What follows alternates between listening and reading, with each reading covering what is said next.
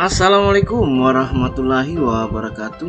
Ya, jumpa lagi bersama saya Muhammad Ghazali Datuela di Ghazali Datuela Channel. Ya, baik, apa kabar kalian sobat-sobat operator Dapodik yang berada di satuan pendidikan? Ya, di Instagram Dapodik Official telah muncul pemberitahuan batas waktu pendataan Dapodik semester ganjil tahun ajaran 2023-2024, yang mana cut off dari pendataan Dapodik semester ganjil ini di sini ada 31 Desember 2023, yang mana di jam 23.59 waktu Indonesia Barat.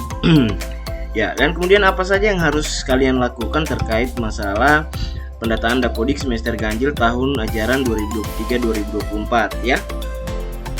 Ya, di sini sudah disampaikan periksa kembali kelengkapan data Dapodik sekolah Anda mulai dari menu sekolah, bangunan ruang, alat guru, tendik peserta didik, rombel jadwal dan lain-lain. Dan yang perlu kalian perhatikan adalah data peserta didik mulai dari registrasi, data periodik hingga daftar anggota rombel, khususnya peserta didik tingkat akhir pada umumnya, karena ini untuk kebutuhan perhitungan belangku jasa dan atau agar tidak menjadi kendala dalam pendaftaran seleksi nasional perguruan tinggi. Ya, di sisi lain Anda juga dapat melengkapi data alat atau mendata ulang kelaikan alat pada menu Sarpras ya. Ya, baik, di sini saya sudah coba rangkum langkah-langkah yang harus dilakukan terkait batas waktu pendataan Dapodik untuk semester ganjil 2023 tahun 2024 ya. Yang pertama yaitu cek data Sarpras yang seperti disampaikan tadi, bangunan, ruang, dan alat. Ya, apa saja yang harus kalian cek? Cek apakah jumlah bangunan dan kondisi sudah sesuai. Kemudian ruang, cek apakah jumlah ruang dan kondisi juga sudah sesuai. Dan juga alat, cek apakah alat di masing-masing ruang sudah sesuai dan status kelaikan sudah sesuai. Ya, di sini saya bahas satu persatu. Ya, pertama kita cek dulu data Sarpras yang ada di sekolah kalian. Ini contohnya. Ya, untuk tanah dan bangunan kalian lihat apakah sudah sesuai di data tanah, apakah sudah sesuai bangunan-bangunan yang ada di Dapodik kalian sudah berdasarkan apa yang ada di sekolah kalian masing-masing ya. Jadi contoh di dalam satu tanah kalian itu, tanah sekolah kalian ada beberapa bangunan yang berdiri di situ, jadi tinggal kalian sesuaikan. Ya, untuk kondisinya nanti kalian tinggal sesuaikan juga kondisi dari ini. Kondisinya nanti kalian masuk menu validasi, kemudian nanti lihat salin data periodik atau kondisinya dan lain-lain ya. Kemudian data yang kedua yaitu ruang, cek apakah sudah sesuai.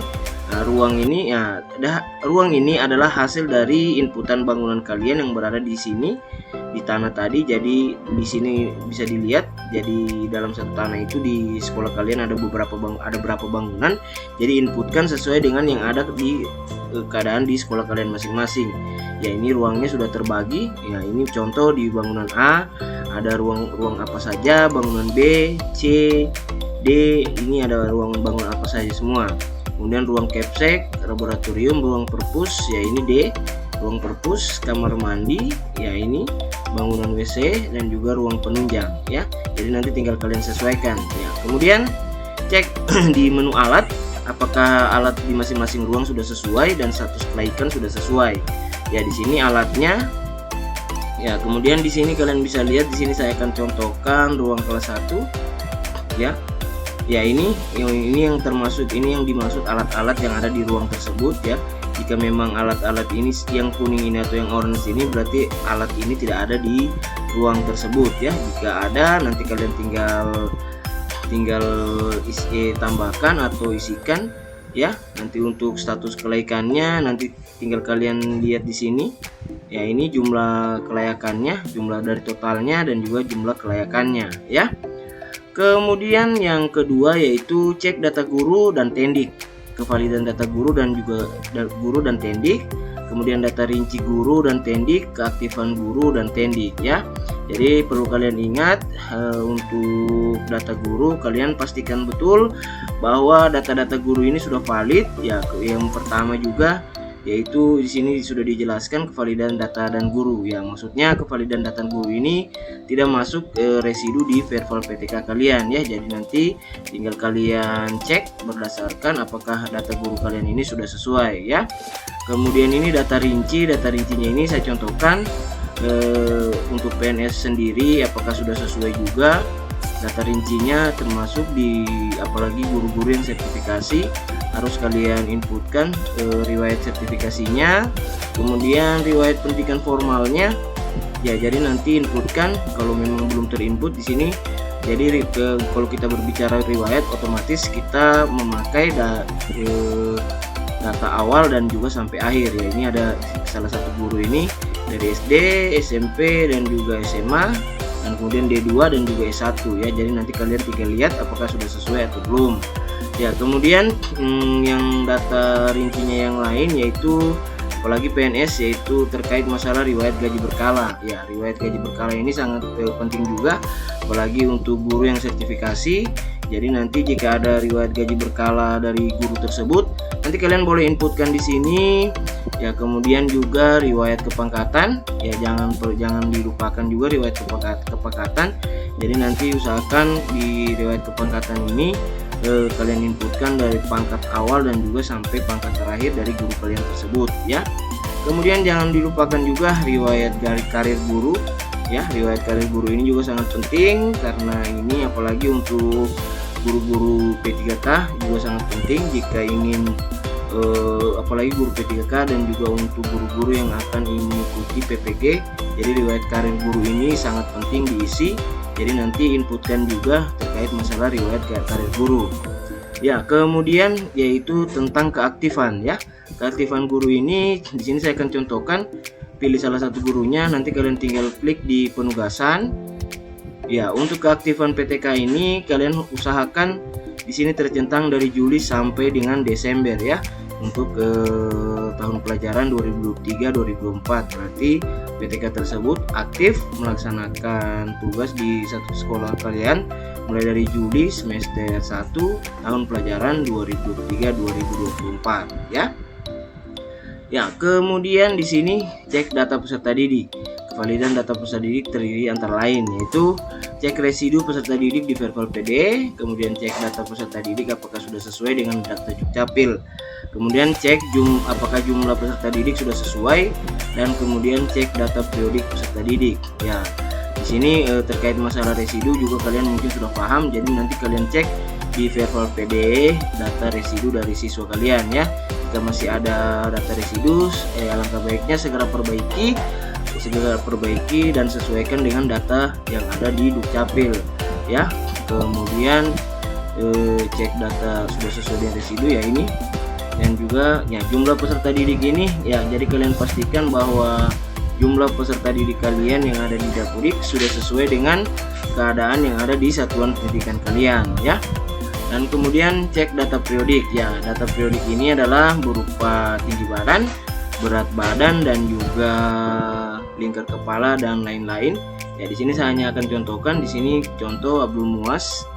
Ya, jika ada perubahan dari tinggi badan, berat badan ya ini, dan juga jarak sekolah dan ini juga kalian bisa isikan di sini ya data periodik siswa tersebut ya. Jadi nanti jika ada pembaharuan terkait masalah tinggi dan berat badan ya, perlu diingat bahwa tinggi berat badan ini sifatnya tidak tetap, dia bisa berubah di saat anak di sini contohnya anak kelas 5 ya, apakah nanti di kelas 6 akan berubah tinggi badannya dan juga berat badannya, tinggal kalian sesuaikan kembali ya. Ya, kemudian di sini cek data rombel dan jadwal.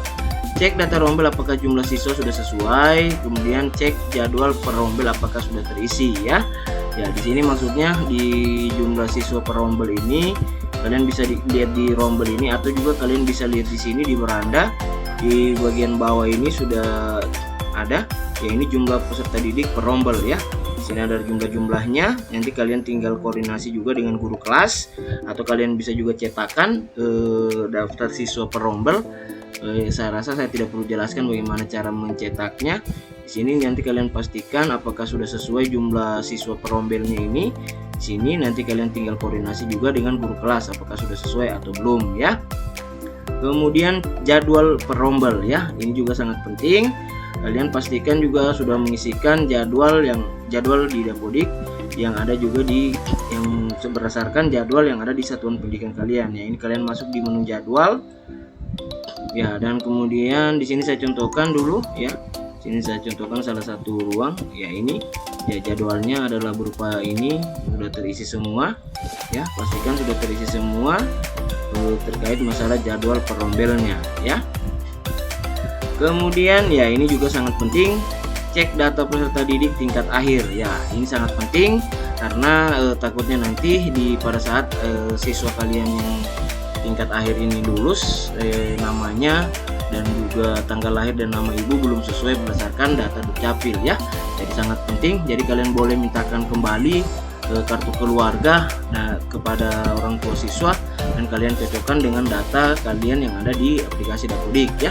Jadi ini sudah ada, cek apakah nama, tanggal lahir dan nama ibu kandung sudah sesuai berdasarkan data Dukcapil ya. Kemudian juga kalian juga perlu mengecek apakah siswa akhir kalian ini masih ada yang belum mempunyai NISN. Jika masih ada, tinggal kalian perbaiki di Verval PD ya.